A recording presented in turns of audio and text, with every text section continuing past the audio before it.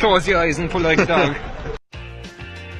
And a new Irish record for Phil Healy, 22.99.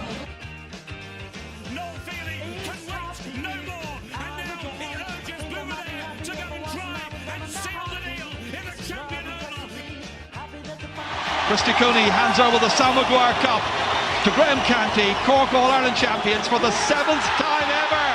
Hello and welcome to the Star Sport podcast. My name is Jack McCarran of the Southern Star, and I'm joined as always by Star Sport editor Kieran McCarthy. Now, on the weekend that Andy Ruiz Jr. became the world heavyweight champion, underdogs Limerick couldn't lay a glove on Cork at Pairc Ui Rinn on Saturday night, and we'll be asking whether the Rebels have any chance in the upcoming Munster final against Kerry. I don't know how I'm going to follow that fantastic intro, but we'll also reflect on another big win for the Cork ladies over rivals Kerry and ask whether they are the team to beat in this year's championship. Now, Kieran, just referring back to Saturday evening, you were at Pairc Ui Rinn for the double header, and we're going to focus on the men's game first. First of all, what was the crowd like, and how was the atmosphere considering the television event that it was up against in the Champions League final between Liverpool and Spurs, which kicked off about an hour after throw-in? There was over 3,000 there, Jack, which is quite a good crowd. It was a doubleheader, the Cork ladies against Kerry and the Cork men against Limerick. It was a Munster Championship doubleheader, which was fantastic to see, and to get over 3,000 there, great, a big crowd, all things considering. Atmosphere-wise, it wasn't bad. Entertainment-wise, probably better than what was served up in Madrid, because by all accounts, and I didn't see it, that was a pretty dour affair. But at least the Cork footballers put on a bit of a show. We saw plenty of goals, points and entertainment. So while Liverpool left the whole, I suppose, the world of sport down, the Cork footballers made up for it. Well, as we all know, finals are for winning, and Liverpool did just that. But look, we leave the Liverpool bashing for now, because obviously I enjoyed Saturday night's game between Liverpool and Spurs. It was one of the better games I've watched all season, because it finished with Jordan Henderson lifting the big-eared trophy and Mo Salah singing, dancing, Jurgen Klopp being drunk, being on the bus. What a weekend. I could talk about that all day, but we've got bigger fish to fry today, and that is the Cork men. It was a good start for Cork. Early point from Mark Collins, as well as 2 goals from Brian Hurley, and of course the main man Rory Dean pulling the strings, Kieran. Yeah, Cork had a fantastic start, but it has to be mentioned too, in the first attack of the game, Limerick actually hit the post and the crossbar with a shot, so could have been a dream start for Limerick, who were coming into this game after beating Tipperary and Thurles in the first round. So who knows what would have happened if Limerick had scored that goal, but it turns out they didn't. We live in a world of what ifs, but after that then Cork just took control, and it was very impressive, Jack. When you consider what happened to Cork in the league, and we've talked about this before, getting relegated down to Division 3 for the first time, they took a lot of, I think, positives from their last couple of games in the league. There was a win against Armagh, and they won against Tipperary away, and on the challenge match circuit they've been going quite well too. There was that kind of, I suppose, much mentioned now win over Dublin, who are missing a couple of players, and they beat Galway as well. So there was positive vibes from the Cork camp coming into this game now on Saturday night. I just wanted, before you move on past your comment there about the challenge match circuit, just to use another boxing reference here. There's been talk in the boxing media and on boxing Twitter since Anthony Joshua's loss to Andy Ruiz about whether he had been knocked out in sparring. So because sparring in boxing would be a similar type thing to the challenge match circuit. So how much stock do you actually play in the rumours that you hear in the press box about Cork possibly beating Dublin and can you take those things into account the same way they're saying now in the world of boxing that maybe AJ wasn't right after being knocked down in sparring? How much stock do you actually place in that kind of stuff? I think for the Cork football team it is important, because confidence is low. Like this team has been struggling for a couple of years, so any win is a win. And even Ronan McCarthy kind of mentioned it after, and his interviews after the game, that they've been going well in those challenge games as well as the last couple of games in the league. So Cork are placing some emphasis on those challenge games, and if it has helped to get them up to speed and to help fine tune what Ronan wants to do, then I think Cork can place as much faith as they want in them, because it showed the last day, Jack. Like I said, 3-7 in the first 19 minutes. All the Cork forwards had scored by the 19th minute. Brian Hurley looked sharp. He got 2 goals, both set up by Rory Dean. 2 goals in 60 seconds, you could almost say. And they were 2 great finishes, really good finishes. It was almost like Brian of old. Brian Hurley's had his hamstring horror injuries these last couple of years. He's missed 2-3 years of football, you could say. When he should be kind of hitting his peak, he's now just trying to get back to the top form, top speed. He's not there yet. He's not. Like there's a journey there for him to take, but hopefully that was a spark for Brian now, and definitely a step in the right direction for him. He came off 41, 42 minutes in, and we were looking across from the press box, and you could see Brian putting his hand up, kind of beckoning towards the Cork bench. We were like, oh Jesus, no, please not another niggle or injury, but it turns out it wasn't. I think Brian kind of manages himself now. He knows when enough is enough. He knows his body better than everyone else, especially what he's been through with his hamstring injuries. And they were, again, he tore and ripped his hamstring off the bone, which is a pretty serious injury. It's finished other sports people. And when you go back to the last game of the league against Armagh, Brian came off in that game with a hamstring tear. So I think he's been very sensible. He's trying to manage his body. But for him, step in the right direction. For the Cork team as a whole, step in the right direction. And for Rory Dean, it was another good performance, Jack. I've said before, I thought he was Cork's best player last year. He went off early in the Munster final against Kerry last year. Pairc Ui Rinn got a black card, which was very, very harsh. But he was in top form again. He started centre forward. He set up Brian Hurley's 2 goals. He was essentially the link man for everything good that happened in the game. He was, like I said, set up Brian Hurley's 2 goals, scored a goal himself, could have had another goal in the first half. He should have passed it, he didn't, and the chance went to begging. He set up a couple of points too. He was everywhere. Like he's a key player for the Cork team now. And it's worth pointing out too that Brian Hurley missed the penalties well in the first half, so Cork could have finished that first half with 5 goals. It was probably their best performance under Kieran McCarthy. It sends them into the Munster final now against Kerry in June 22nd. It sends them in, and but it tails up. I think it's important to also not get too carried away, because at the end of the day, it was Limerick they've beaten, and I'm not to take anything away from Limerick. They had a fantastic win over Tipperary, but that in itself was a massive shock. Limerick beating Tipperary. So realistically, we probably expected Cork to win this comfortably. I know the season hadn't been going well, so we probably feared the worst, that maybe something could go wrong, but deep down you knew the shock was unlikely. But then again, they still, the old adage, you can only beat what's in front of you, and they beat them well and done so in style. Yeah, but like you said there, Jack, it's a good point, and I made it on Twitter just after the game on Saturday night, that I suppose you have to take into perspective what Limerick, they're a Division 4 team. They finished second bottom of Division 4. Granted, they won away to Tipperary by 7 points, and that was a super performance. But we really have to kind of keep everything in perspective, kind of go back to last year. Cork beat Tipperary away in a Munster semi-final, and they headed into the Munster final with confidence high, and that finished 3-18 to 2-4. So I think there's a warning there for Cork, kind of Rowan McCarthy and the players, they won't get carried away. No. Even after the game, they were saying, Jack, Owen McSweeney and Rory Dean were sent up for the media interviews, and they were both singing off the same hymn sheet. Knuckle down was coming up, refocus, reset, work hard. So they won't get carried away. The fans too shouldn't get carried away. But that's not going to say that the Kerry media and the Kerry pundits across the county bounds won't get carried away. Well, that's where you have a unique take on this particular strand of Kerryism, plowmossing, cute hoorism, whatever you want to call it. So I suppose just to get your perspective on this cute hoorism, like you mentioned to me earlier, I actually haven't heard it, but Ambrose O'Donovan was on Radio Kerry over the weekend. He was saying that Cork are now favourites for the Munster final. I think Pat Spillane was making some similar comments on this Sunday game, and we all know, like, this is what the Kerry media does. This is what ex-Kerry players do. It's just in their makeup to try and get an edge from wherever humanly and physically possible. But How can anyone realistically have the neck to go out and say these things and keep a straight face? I don't really know, but that's why I want to get your take on just where does this come from? It's the art of Plumos, and it's taught in every national school in Kerry when you go into junior infants. No, even on the Sunday game on obviously on Sunday, Jack, when Pat Spillane likened some of the Cork playing the first half, Barcelona, like he called it, devastating.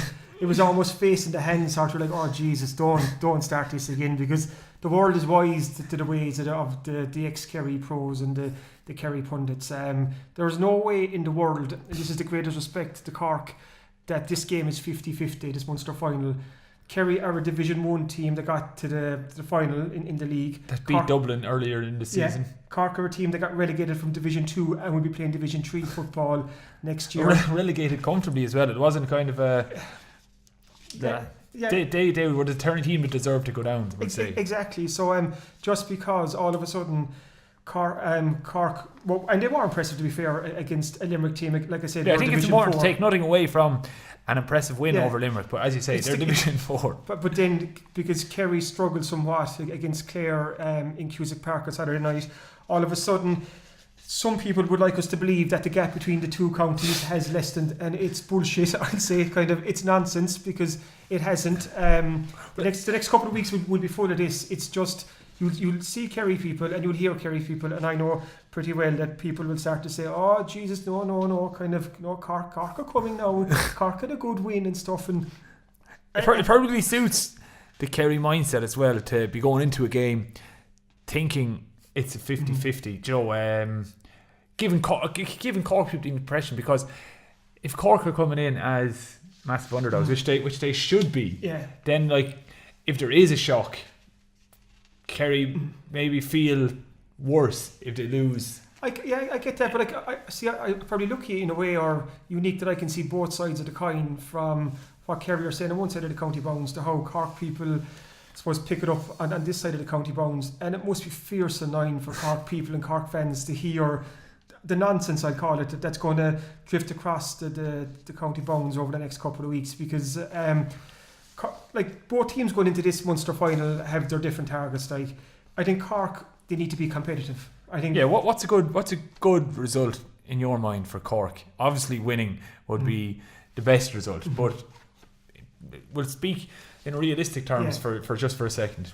How do you think? Realistic is the key word there, Jack. I think to be realistic, considering the gap between the two counties last year and the gap between the two counties still, I think if Cork put in a competitive performance, that's another step in the right direction. 6 points, like a 6 point to 9 point defeat, wouldn't be the end of the world, I think. But once it's a good Cork performance, because what's happened over the last couple of years, Cork football teams have been so inconsistent. They play well one game, and the next game they won't play well. They'll play well in one half of a game, in the next half then they won't play well. So for this Cork team to kind of start inching forward and getting back to where they want to be, they've got to knit back-to-back performances together. I'm not saying knit back-to-back wins together, but two good performances. And what that'll do then, it could send Cork into the qualifiers, and they'll be one game away from the Super 8s. Obviously, if Cork win the Munster final, they go straight into the Super 8s. But if we're being realistic, Cork will probably go into the final round of the qualifiers, and they'll be one win away from getting to the Super 8s. And Cork need to get to the Super 8s, because you're getting 3 good championship games at a good level, high intensity, and for the development of this team, again, that's just what they need. So if Cork can go into the qualifiers off the back of 2 good performances with confidence high, then I think that's a good place for them to be. But don't believe whatever a Kerry person will tell you between now and June 22nd. It's laced with plummossing and nonsense. Well, sage advice from our respected sports editor. But anyway, we're going to leave that there for now. We'll obviously have loads of coverage in the lead up to the Munster final, both in the Southern Star and on the Star Sport podcast. So keep an eye out for that. But we'll just take a quick break now. And coming up next, we're going to look at the Cork ladies' impressive win over Kerry in the Munster semi-final on last Saturday. Thank you for listening to the Star Sports podcast. Don't forget to pick up this week's Southern Star, featuring our award-winning sports section. that has everything a sports fan in West Cork could want. Available every Thursday in shops across West Cork and online from anywhere in the world. The Southern Star, number 1 for sport in West Cork. Welcome back to the Star Sport podcast. Now, also on Saturday night at Pairc Ui Rinn, the Cork ladies eased past Kerry to reach the TG Cahir Munster Senior Ladies Football Final on a scoreline of 3-16 to 9 points. Kieran, a bit of a dull affair this one, was it? The Kerry ladies not quite as swashbuckling as their male counterparts. That's been very kind, Jack, to say it like that. No, Kerry set up very, very defensively. Kerry ladies football isn't as strong as it once was, so there was a certain inevitability about this game on Saturday night. Cork needed to lose by 24 points, I think, for them not to qualify for the Munster final. That was never in doubt. Like I said, Kerry set up really, really defensively, and as Aoife Fitzgerald, the Cork manager, said afterwards, it wasn't an attractive match. I suppose Cork struggled, to be fair, in the opening quarter to break Kerry down. They were a bit sloppy, did a good few wides, but once they did settle in, Saoirse Noonan got their first goal, and Cork led 1-6 to 1 point at half time, and the game was effectively over then. We never saw enough of Kerry to even suggest that they could mount any sort of a comeback.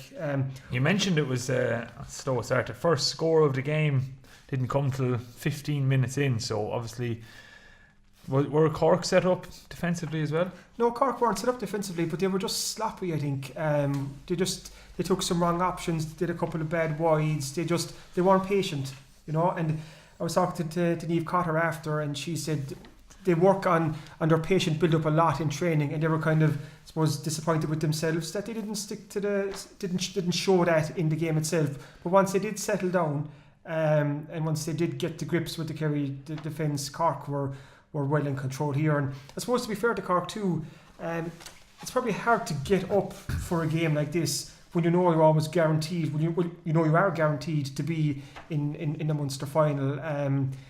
The game petered out in the second half, but there were still some good Cork performances. And we've talked about here the last couple of weeks and months in this podcast, the strength of this Cork panel again, especially in the forward division. Off the bench the last day came Libby Coppinger, who got a goal, Anya Terry O'Sullivan, who got a goal, Ronan Ivukala kicked a couple of points, Laura Mahoney came off the bench, and then Cy Valeri was someone who wasn't even used, and Darren O'Sullivan, the captain, is still out injured at the moment. So Cork have they're spoiled for choice. Yeah, well, it's interesting you say that then, so I just want to get your thoughts on this. In the first half, we've mentioned her a good few times on the podcast since we started, but Orla Finn was Cork's only scorer, and just from reading the reports I wondered, is that a worry? But from what you're saying there, once Cork got to grips, second half, the scores were spread around a bit more. So basically the question I wanted to know the answer to is there any danger that there's an over-reliance on Orla Finn, or generally would do you think the team have a good enough spread across the board in terms of scorers? Oh no, 100% Jack, they have a good enough spread. I suppose Orla, she'll always top score because she takes the frees, and I think the last day, what did she got? She got 6 frees the last day, so she got 3 points from play, 9 points in total. I think in the league semi-final against Dublin she kicked 13 points, but 12 of those are from frees. Yeah, she's deadly from frees. So when you have players like, even let's go through the starting 6 forwards the last day. The full forward line, you had Emer Scally, Saoirse Noonan, Orla Finn. Then you had Orla Farmer, Ciara O'Sullivan and Niamh Cotter in the half forward line. That full forward line of Saoirse Noonan, Orla Finn and Emer Scally is deadly. They're really serious players there. And when you consider the players that are to come in as well, like I said, Cork have so many options up front. It's even to pick the starting 6 is a headache for the management team. So it leaves Cork in a good place going forward. They've scored for fun in this Munster Championship, Jack. Yeah, well, you mentioned they've scored for fun, as they did on Saturday evening. They also scored for fun in the opening game of the championship when they beat Waterford by 322 to 7 points. Now, as a quirk of the championship, they're also going to be playing Waterford in the final. So is it going to be the procession that we tend to expect, or can you see the Daisha ladies putting up much of a fight? I think it's very hard to look past the Cork win here. This final is on June 16th. Like you said there, Cork beat them 322 to 7 points already in this championship. There's no way in the world that Waterford can bridge that gap in such a short space of time. Maybe it'll be more competitive in the final. But Niamh Cotter said after that Cork still want to work on, they weren't happy with their performance the last day, and we're heading towards, I suppose, the business end of the championship. Like, Cork's target is the All-Ireland. They were beating All-Ireland finalists last year. They want to win the All-Ireland. So they want to tweak and reform and just, I suppose, get themselves as good as they can be before they hit the All-Ireland series, because that's where they'll meet the Galways and the Dublins in this, so they need to hit top form then. So yeah, Waterford will probably put up a better performance. I think Waterford won the Division 2 league final this year, and they beat Kerry as well. So they are a good team, but they're not in Cork's league. Well, then just put your... I'm going to ask you for a prediction here at this point. I asked you a prediction during the league as well as to whether or not Cork would go on to win the All-Ireland. At that time you said they have as good a chance as any, but now I want a more firm answer. Will Cork be All-Ireland champions come the end of the summer? You put me on the spot now. Well, you don't have to give me a yes or no, but maybe develop the point. And will Cork be All-Ireland champions? They're in a better place and better position than they were this time last year. The squad is a lot stronger. Niamh Cotter coming back in this year is a big addition. Ronan Ivukala has come back in this year. She's another addition to the forward line. Like we said, they're well covered in the forwards. Back line, not so much, I suppose, in terms of cover. Kind of maybe they probably aren't as strong there. But still, Emma Spillane is to come back into this starting team as well. She's missed the last couple of games. Emma is a 2-time All-Star defender. She won an All-Star in each of her first 2 seasons. She's class. Like, Emma's a Bantry Blues, from Bantry Blues there, and hopefully she'll be back up to full fitness soon, and she'll slot into that Cork back line. Hannah Looney's been full back in the league. She didn't start the last day. Hannah's a dual player with the Cork Camogie team as well. She'll probably come back into that full back line. It's a strong Cork team, but it's a quite young Cork team as well. When you look at even the Kileys, Emer and Dara Kiley, Laura O'Mahony, Claire O'Shea cornerback, they're a young team. Can they win the All-Ireland? Yes, they can. Will they win the All-Ireland? If they beat Dublin, they will. Well, you heard it here first. Cork, ladies, will win the All-Ireland. There is a star, but there's a bit of an asterisk there. Asterisk, yeah. We'll allow you the asterisk for now, but after the Munster final, I'll probably ask you for the yes or no. So tune in for that one. Now we'll just take a quick break, and coming up next, we'll preview this week's paper. Thank you for listening to the Star Sports Podcast. Don't forget to pick up this week's Southern Star, featuring our award-winning sports section that has everything a sports fan in West Cork could want. Available every Thursday in shops across West Cork and online from anywhere in the world. The Southern Star, #1 for sport in West Cork. Welcome back to the Star Sport Podcast, and if you're still listening at this stage of the show, you would have noticed we had no guests on this week. But that's not because there wasn't loads of good sport on. It's more because we had a bank holiday and me and Kieran weren't quite as organised as we usually are. We didn't have all day Monday to plan and organise the podcast. But as I said, it doesn't mean there wasn't great sport on across West Cork all weekend. And I'm sure Kieran will be able to tell us just how good all that sport was when he tells us what's going to be in this week's paper. It was a super weekend of sport again, Jack. This week, another 24 pages of the best of West Cork sport. We've a 2-page special on Conor Howrahan, the man in a moment, after Aston Villa qualified or won promotion to the Premier League for next season. Conor's going to become West Cork's first ever Premier League footballer. And he'll probably be playing for Ireland on Friday night as well. Exactly, the Euro 2020 qualifiers coming up. So what I did, I spoke to Conor's friends from Bandon AFC, former footballers he played with, his former coach Martin McKenzie with Douglas Hall, just to get a real sense of who Conor is and the journey that he's been on since he first laced his boots for Bandon AFC.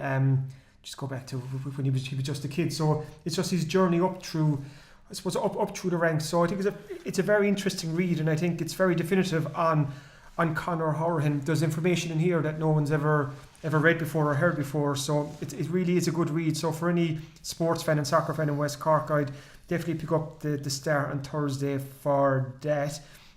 As well, Darren McElhinney, who I've mentioned a lot on this sport podcast. That's the noise he makes when he runs by. He's if you can see him, he's that fast. He won an All-Ireland Schools title in Tullamore on Saturday, the 1500 metre senior title. So that was he's finished his school career now, Jack, and he's won from minor up to senior. He's won everything. He's an incredible talent. He's sitting his Leaving Cert this week, and just on that note, best luck to all Junior Cert and Leaving Cert students. 20 years ago since I set my Leaving Cert, Jack, so I'm starting to show my age now, so if people with a calculator can work out how old I am. 10 years ago since I did mine. Oh, you're making me feel old now. Yeah. As well as that, we have a 2-page special on the West Cork Ski and Scull finals that were on recently. So this week we look at the boys and the mixed finals, and next week we're going to look at the girls finals.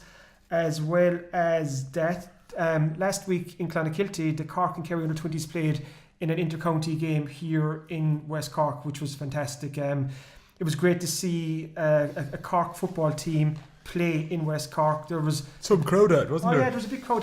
The stand over there can hold 980, and I think there was maybe 800 or so there. Kind of that's a guess now, but 800 or so, which is the place was heaving anyway. By all accounts. So there's hope that we will get more Cork games down here this year. If Waterford beat Clare in the first round of the Munster Under-20 Football Championship, then Clon will host Cork v Waterford. That's definite. But I kind of heard the weekend that we might get another Cork game down here at a different level later this summer. So we'll keep an eye out on that. Obviously, the Cork v Limerick Munster football semi-final is getting big coverage this week. So, and as well as that, I can't forget the European Rowing Championships are on the weekend just gone, Jack. With 5 Skibbereen rowers out there. Denise Walsh and Lydia Heafy finished 12th overall in the lightweight women's double sculls. Jake and Fintan McCarthy, the twins who we had here in the studio a few weeks back, finished 5th in the A final of the men's lightweight double sculls. Huge result for them, and a kind of an indication that the battle for those 2 places in that lightweight double is going to heat up in the next couple of weeks. And Gary O'Donovan was in the lightweight single, and he finished 16th overall. So basically, Jack, there's national trials coming up in rowing in a couple of weeks' time, and you have Gary and Paul O'Donovan, one set of Skibbereen brothers, up against Fintan and Jake McCarthy, another set of Skibbereen brothers. The 4 of them are battling for 2 seats in the lightweight men's double, which is the only Olympic class boat at that weight. So fierce competition for places. It's going to be very, very interesting to see what happens and what to make the boat in the next couple of weeks. Fierce interest in there. So we've all that and a lot more in this week's Southern Star Sports section. But there's one person, despite his best efforts, won't make this week's sports section. Can you guess what that is, Jack? I can't guess. No, I'm all ears though. I'm dying to find out who hasn't made the sports section this week, even though he would love to be in. He would love to be in the sports section, and he does his best to get, I suppose, to show his face in any sporting event or kind of hop on any bandwagon that's going kind of. So Shane Ros does not appear in the Southern Star Sports section this week. I can guarantee that. So our sales will probably shoot up because of that, because he turns up everywhere else. For those who haven't seen yet or heard, that Katie Taylor landed home into Dublin Airport on Tuesday morning with all her belts and the undisputed world champion. And I didn't realise that Sugar Ray Ross, as I saw him referred to on Twitter, that Sugar Ray Ross was actually fighting too, or it looked like he was obviously. He at least looked like he was her coach. I'm assuming that was her coach. That was it, was it? Because when Katie came into the arrivals hall in Dublin Airport, and all the photographers were waiting there in the national media to catch a glimpse of our national hero, Shane Ros was like a little puppy dog following her around the place, Jack. And I have to say it was pretty pathetic. I'm going to say that, because even for all the photos, like, he's a man that doesn't miss a photo opportunity, whether it's the Six Nations and he's lifting the cup, Six Nations Cup, and getting the Carney brothers mixed up, or Katie Taylor landing home today and he just hanging around her and just would not inch away from her to let them take a photo. It was It's incredible stuff. He's some neck, I have to say. If you didn't know who he was, like Shane Ros is the Minister for Sport, essentially. That's his title, isn't it? He's an independent TD, Minister for Sport, and he basically puts himself in every sporting celebrations, as most politicians tend to do. They like to place themselves beside good news stories.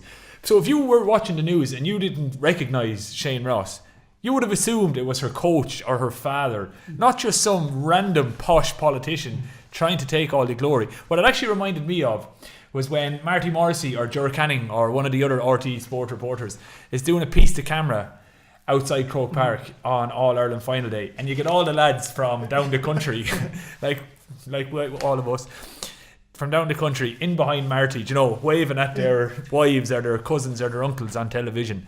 But this man is not just some random sports fan from down the country. This is the Minister for Sport. And just so people are even more aware, professional boxing, which is what Katie was there to celebrate. She had won professional boxing titles. Professional boxing receives no government funding whatsoever.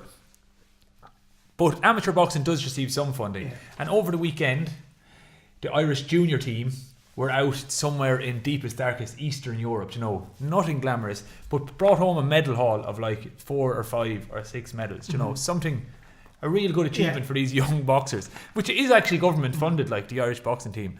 But Shane Ros, anywhere to be seen at their homecoming, I very much doubt it. He only wants the glitz, the glamour, the lights, the cameras, the action. I have to say, like, I was impressed by his footwork, because whenever Katie moved to the left to right, he moved in sync with her. So he probably was a boxer in his day. He looks like he's very nimble feet. He looked very, very light in his feet. But like you said, Jack, kind of all these videos emerged as the day went on. It was embarrassing, wasn't it? It was getting worse. Like from every different angle, you were like, oh Jesus, it was cringy. Like, you know, kind of. I suppose last week when Chelsea won the Europa League, there was a lot of talk about Rob Green. He's at least on the panel. I was going to say, like, he's a third choice goalkeeper, and he was there celebrating mad, and he was getting a bit of stick.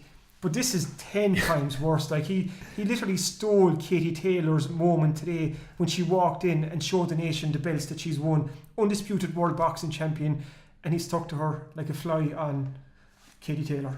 It was insane. Just on the boxing from the weekend, what did you make of Andy Ruiz Jr., Mexico's first heavyweight champion, the man who dethroned AJ Anthony Joshua? I think he gives hope to all of us who are out of shape that we can be the best in the world, you know, kind of. I don't think anyone saw this coming, Jack. I'd say he's just but I suppose when you look at Anthony Joshua, he's like an Adonis, just kind of this sculpted body. When you look at Ruiz, he looks like a fellow coming after coming out of the Busy Bee restaurant here in Skibbereen after a couple of chicken burgers and a big bag of chips. Like, but I saw a good tweet in relation to his victory over the weekend. It was something I can't remember it verbatim, and apologies to the tweeter. I don't know who you are or what your name is, but it was something along the lines of, I've been inspired by the new heavyweight champion of the world. Instead of going for a run this morning, I had a second helping of sausages. So it gives hope to all us normal looking fellas, Joe, like the people who don't have the six packs, who don't have the big muscles. You too can be the world heavyweight champion. Anyone can. And just before we finish off, actually just on boxing, there's a young boxer from Bantry, Jack Desmond, is fighting in the national finals this Saturday, I think. Is it June 7th or June 8th? Sorry, this weekend anyway. Jack Desmond from Bantry Boxing Club. Jack has won the 6 Cork and Munster titles in a row. He won an All-Ireland 2 years ago as well, so he's going for another All-Ireland. So just say, while we're talking about boxing, and it shows again, I suppose, the variety of West Cork sport, just best of luck to all locally who are boxing this weekend and going for national titles. And anyway, again, thanks for listening to the Star Sport podcast. We'll be back at the same time next week. So if you enjoyed these shows, please make sure to rate, review and subscribe on iTunes, Spotify, YouTube, Stitcher or wherever else you listen to the show. Good luck with the book.